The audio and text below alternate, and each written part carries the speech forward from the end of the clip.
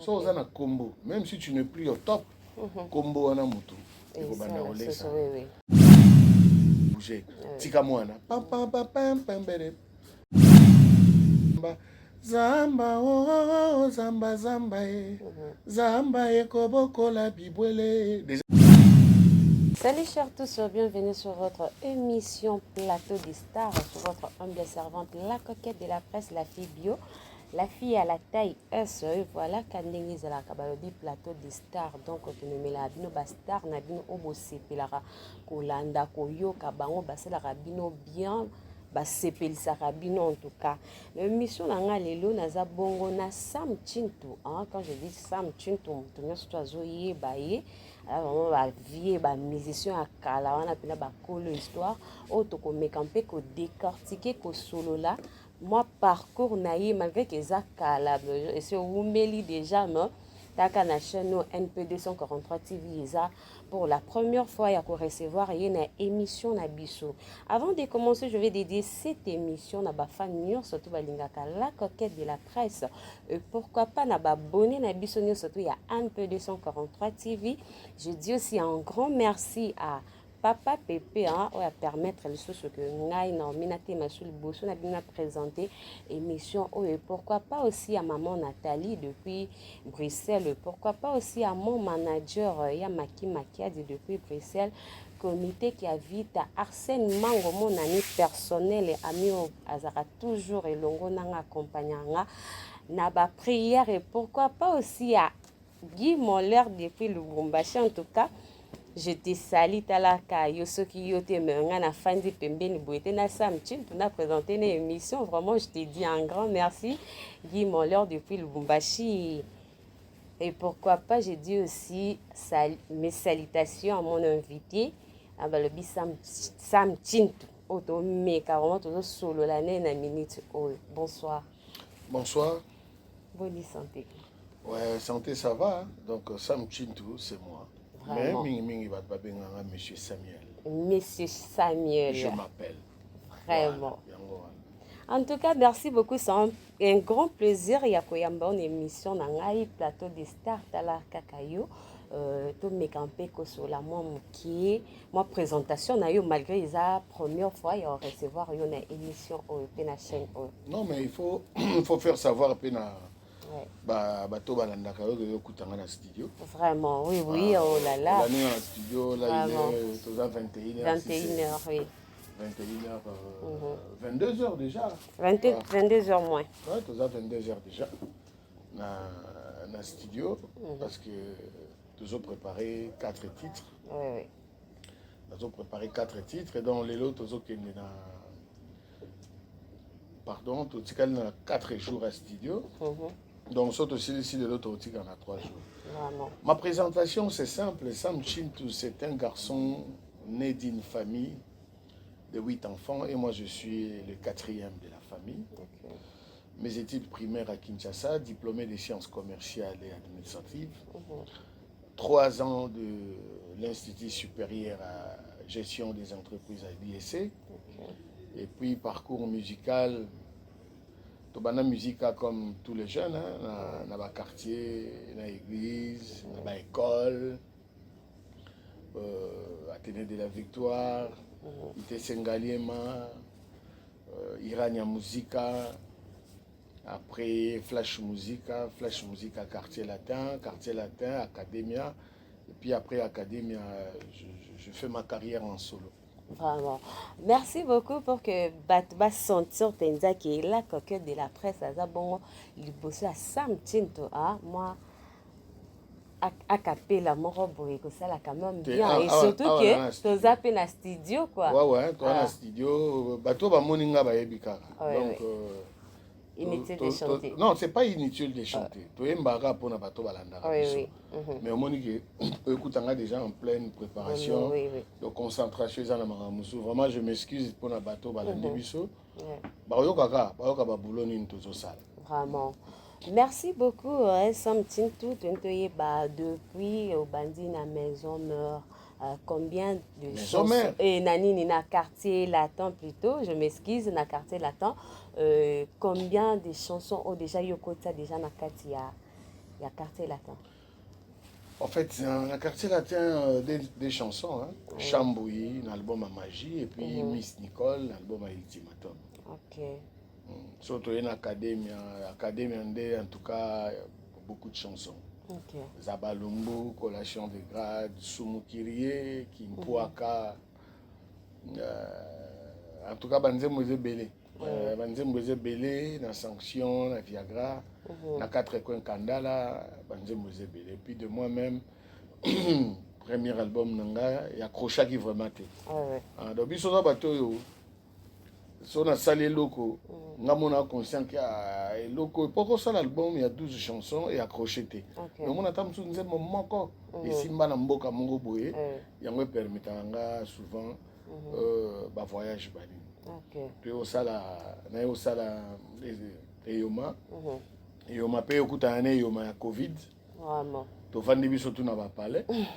Mais eta banzembo to réactualiser. Oui.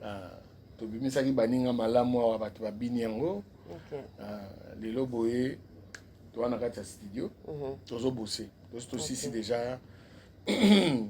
tosisi déjà au moins 3 titres. 3 titres et totikali kaka na titre moko. Vraiment, merci beaucoup. Nous avons déjà avancé déjà au Liboso parce que nous avons parce que quand on parle là, tozo le blindé parcours nayo depuis na quartier là. Parcours nanga bien sûr, mais Lelo Boy vraiment après 23 ans nako lo basu makambo quartier là tête. OK. Nako beta suma solo nangote mais tout le monde qui me connaît ayebi que je sors de là. C'est quartier latin, c'est ma famille, c'est ma maison. C'est là où j'ai appris beaucoup de choses. C'est là où on a réalisé de belles choses. One des places en tout cas Binga c'est comme souste. Pour le lot, nazala sam chintuboye. Na siyo na monde, na ndenge nanga, na cop nanga. Parce que biso we la zando te pour zando sila na ngote. Vraiment. Zando sila. So yo teka nguba nga na teka nga feuille de laurier. Donc mutu to ya na wenze poisson mais loko ya lingo somme. Donc bien que to we la zando te, mais on a quand même un parcours dans la musique à Congo. Parce que l'essentiel na vie à mutu, surtout biso artiste ozala na Congo. So ozala na Congo, même si tu n'es plus au top, Congo ana mutu. Donc, il faut tout à la marambo, il faut tout ça là. Il faut tout à la marambo, tout ça là pour. Peut-être que mokilezo kende na ndenge moko boye. Makamona bato ba na Russie na Ukraine, eza bilakeli ya Nzambe ezokokisa. Donc tozonga ka souci maté to beta ka masolo. Donc to beta oeza lelo. Voilà, normalement. Voilà. Merci beaucoup. Lelo oyo tozomona vraiment musique ya mboka na biso eza ya kokita. Eza lisusu ndenge ezalaki liboso te. Barumba oyo vraiment bavie banda obita ya kala wana basera bavie lutumba mais eza lisusu bongo te. Lelo tokomona musique ekoma okende na ndenge mobo ya badekale. Elo nini yo koloba par rapport ya baisse ya musique na biso? Je ne pense pas que musique à Congo eza na baisse hein.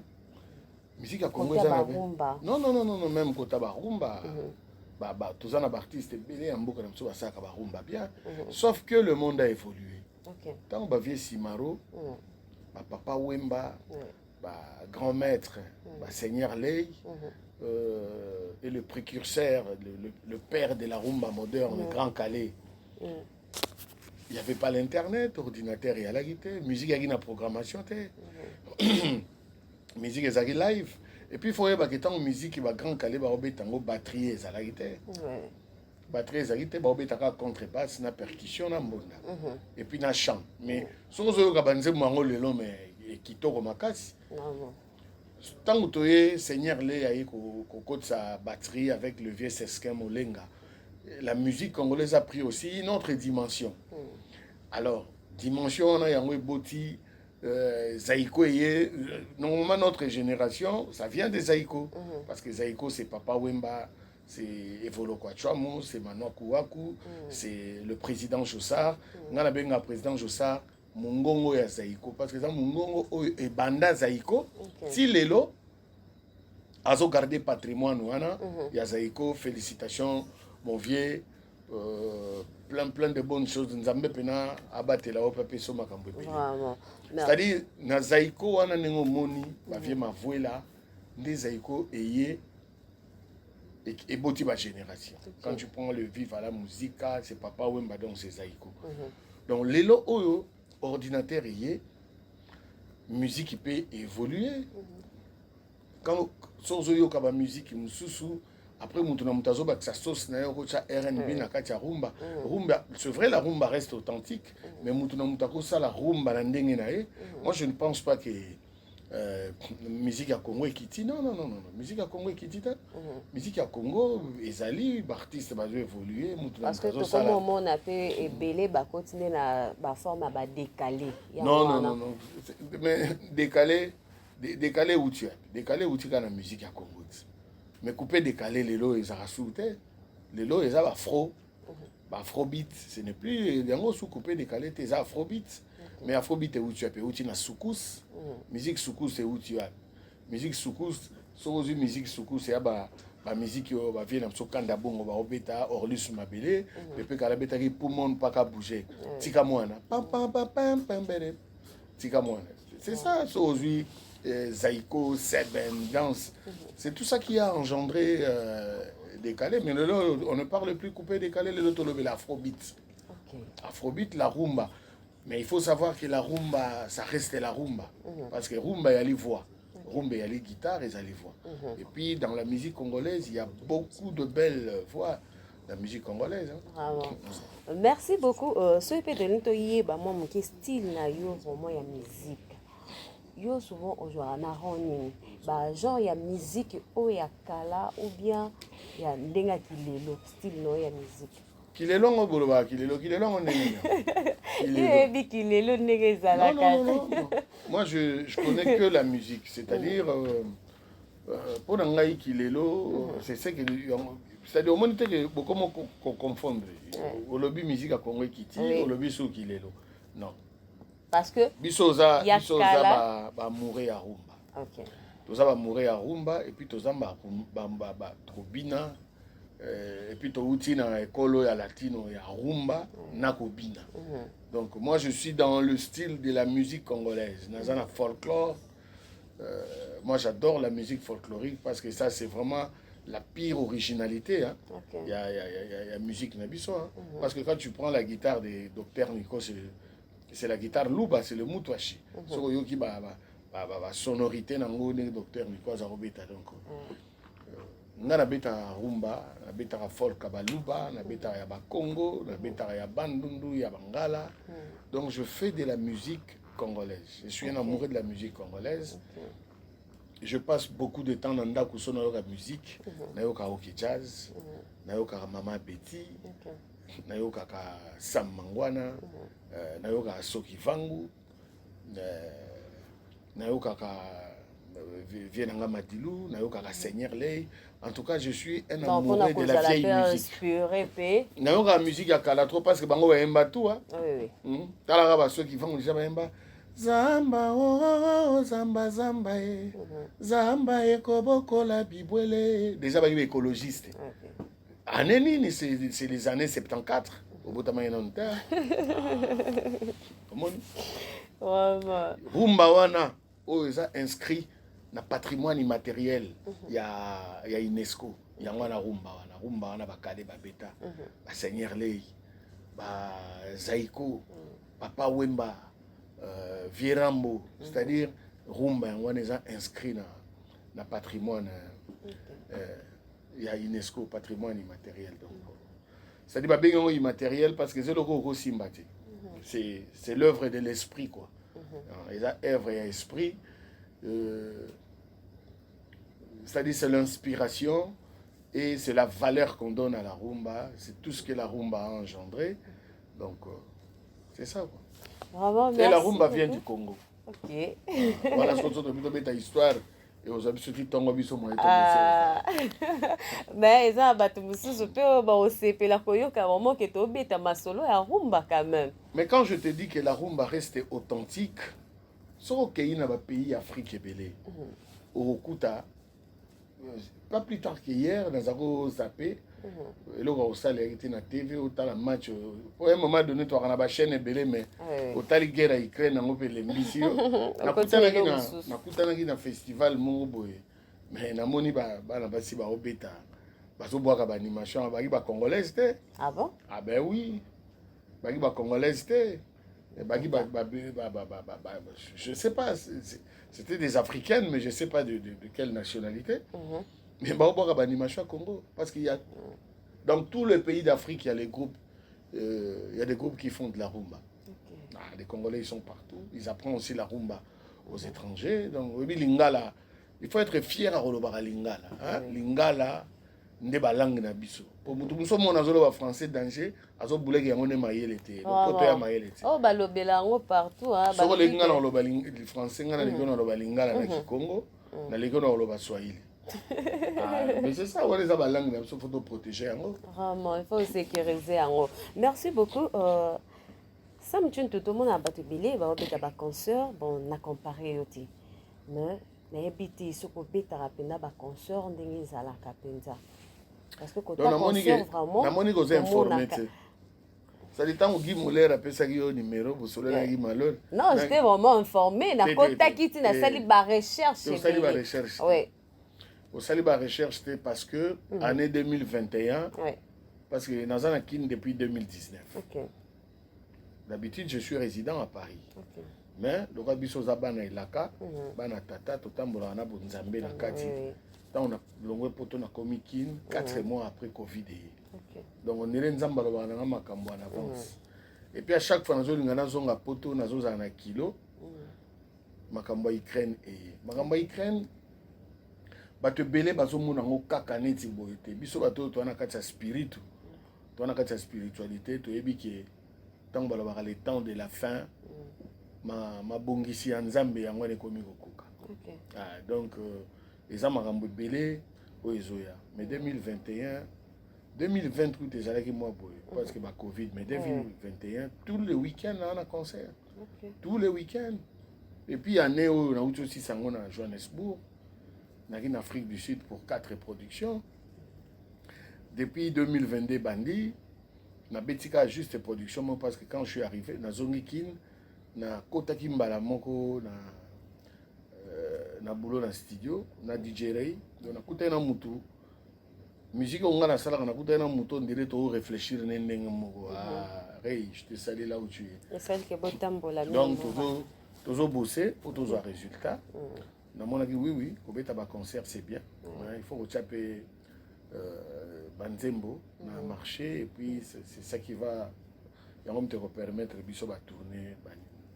Guy Moller a ça. Bon, et puis c'est là tout ça, de Bumbashi Kolonzi.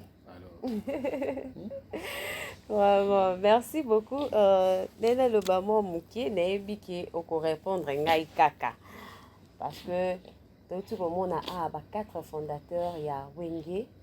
Otaki kosangana ona kosala eloko moko boye Jibin Piana Weranson no basangani na ebite avina yo ezanini par rapport ya kosangana na bango wana kasi kibonzambe yango ala tibolingo on met nos différents des côtés tout sangani parce que moi c'est ma génération hein, et puis entre eux c'est mes amis. Donc vraiment, c'est une bonne chose. C'est une bonne chose. À un moment donné, la vie, Botali Benin, ils ont une histoire. Et puis, nous avons basala bango grâce. Des babanda mouvement na bango ti lelo bango tout bazan en vie. Bango nyoso bazan en vie. Na kolo baka master moko atika biso un peu longtemps Blaise Combo. Mais le reste bango nyoso bazan en vie. Pourquoi pas, c'est une très très bonne initiative de le voir ensemble bango nyoso Alain Makaba, Didier Masela. Binadam, Jibin Piana Souverain Premier, et Mérite Ndiama Makanda Hudson, ça me rappelle beaucoup de choses, quoi. Il y a beaucoup de souvenirs. C'est très bien. C'est très bien. Merci beaucoup. Mais quelque part, tout est qui Kolanda, Kofi Olomide, alobaki que projet wana ye ayebaki yango déjà avant parce que afin daka mingi na Amadou Djabur basolaka nae quelque part eza pona ko dénigrer bien ko kitisa bana ya wenge ou comment na ebité Quand nous éviter ninga pe na éviter. non peut-être yo ko yebo vous mieux placé encore non nabia oko yeba makanisi ya mutu te donc moya ko sala pe commentaire nango exact yo ko to yebite wa journaliste ko ta partout bonga la non ko to kutinga na studio te tenu to yeba des points de vie na yo non ngana na point de vue te na réflexion wana sincèrement na point de vue te ngana ngana lo ka lo bati OK bon na moni moyen de continuer penser belé ezate mais ko limbisa Kofi tozo nga kana kata Kofi auto comme ambassadeur ya culture congolaise na biso na ebiti est-ce que a mérité yango na ndenge ozomona penda que Kofi parce que azape légende est-ce que a mérité kozala ambassadeur parce que to lobi to landela Kofi azana bato ebele oyo asolaka na bango te aza rancune na ebiti. Non mais kosola na bato te kozana ba problème na bato ce n'est pas ça qui doit yango te mte ko empêcher muto azala ça n'a rien à voir na ambassadeur culturel ça n'a rien à voir otuninga soki a mérité yango mais bien sûr il représente bien la musique congolaise et partout où il va en Afrique c'est pour la musique mais il faut savoir aussi artistes congolais nous soit appelés ambassadeurs il y a musique congolaise parce que place où que nous en fait comment on a un artiste congolais au bino boyebi ya rumba te tous les artistes le roi Jupiter wana c'est un grand monsieur de la musique congolaise hein oyebi Jupiter avant na lemba il est partout dans le monde azaratam sous na 200 dates 100 et quelques dates nanini. Donc moi je pense que Azo méritait en gros. Et puis tout artiste congolais, place à Vandi, Ami Mona rappelle qu'il n'est pas ambassadeur, il y a musique congolaise, place à Kenda Roubet à représenter en gros bien. Donc normalement. Merci beaucoup. Tomo Kenabiso Rochité pour tala kaka to bandi pe mission au retard. Moi mutuna nanga ya suka par rapport ya lelo oyo soki ke balobi ke mutumo boya mbongo amonani. Alobi ke asangisa bino bana quartier latin pour bosala eloko moko boya bien bobeta musique moko boye sot bosa featuring na ebiti kozala partant ou bien en fait il faut ça la différence il y a makambo tozoloba wenge eza groupe ya Jiben Piana Alain Makaba Didier Masela Werason quartier latin eza orchestre ya mutu moko mais soki lobi mutu ayena mbongo ke académie to sala makambo wana mona ba bête de scène balamuki vraiment wa bo telemina mapinga na bino mais quartier latin to sala ngo tant to sala ba anniversaire non il y a déjà un anniversaire moko ya 23 ans c'est à peu près dans le même esprit hein mais sauf que ils a vraiment différent pour wana ya lipna ko ba noko ba kenda muna mta sala mankambo ya danger parce que bazo sangana donc ya penza moko penza te. Merci beaucoup par rapport il y a ba programme nayo il y a ba répétition je ne sais pas dans un studio malgré aux na studio pour dans studio normalement tu répétaka mardi mercredi jeudi de 13h à 19h tu auras 6h du temps à répétition Nambinza Memikolo to tkalika na jeudi seulement parce que ba boulot ya li ba studio ba préparation ya ba clip makambo za tellement ebelé au sala to tcheka journée mois répétition tous les jeudis et la semaine prochaine pour la clôture du mois de la femme na Robeta na Kasavobu na espace catalogue donc na Robeta wana na avenue enseignement numéro 193 na Robeta wana mais pour l'instant je suis au studio, je suis en train de bosser. Donc, single Moré Obima. Ok, vraiment. Donc, on m'a beaucoup. Merci beaucoup. Non, normalement, tout ça sera boulot. Hein. Tout ça sera boulot. Les temps sont durs, mais tout ça sera boulot. Et je sais que Bato va au CP là. Vraiment. Et puis, ils appellent Michel Libousson dans salle na Néo. Oui. Ah bon? Ah ouais. Donc, depuis ton côté 2022. Depuis ton côté 2022, en fait, biso loka to ki manga ba polémique, na linga pena caméra l'air nyo sauté. Parce que bato bayaka na ba question ya malonga te. Bato belé ba pona bango po batala ye, il faut y na polémique. Non. Congolais faut to longo l'habitude ya au vendre 3 heures du temps ko lo baka makambo bato lo lo makambo na yo réfléchir pour toi. Makambo zo na monde ya minene lobito za na guerre ya mai. Monde entier ba luka baya na Congo pour na minute wana ba mo na non eza non actualité te moi ba lobela mo exact ya ba beta o kara. C'est-à-dire balobara diriger c'est prévoir. Hein? Diriger c'est prévoir. Biso tant to lobara boito beta jambela pona ba konzi mboka. OK. Hein? To beta déjà mbela bon mara mususu to sola ngo na bata mais batu fo ba ke guerre ezo ya lobi na monde oza la guerre ya mai. OK. Et batu belé ba yebi ngote. Sikoyo bitumbero ya suna Congo makasi po batu to ba luka ba ozwa mai na mboko. OK. Po biso na ba province nyonso toza na mai. Wana ndeli loba monsieur Samuel Yasuka. Chintuni Chenzeka, je m'appelle. Merci. Vraiment. Merci beaucoup. Merci. Nous sommes à la fin de cette émission. Naebike ezambala liboso ya koyamba mekozala yambala sukate. To koyamba ekaka naebite samchintu moi liloba par rapport à l'émission oyo. Non mais na salle une émission ba liboso. Mais il faut qu'on améliorer kaka. Il faut qu'on améliorer. Il faut qu'on améliorer kaka. Mutu fozala dans la vie ngana mi bengaka je suis un apprenti éternel. Okay. Na vie faut pas olobakisi na komi pour mutu akoma azate oui. Bokola la 10 personnes même on la mukamuta liboso boye baté. Donc cela veut dire que le roi mutu akoma azate en tout cas il faut qu'on améliorer. Hein? Mingi faut tala rapé ba paya otala rapé ba ninga po papa lutumba ba ki lula moningo e ba rolata sozo lula ba ningo mona te licho fona maria ngona ninyo des questions fona ça il a ngobo mais dans l'ensemble ça va.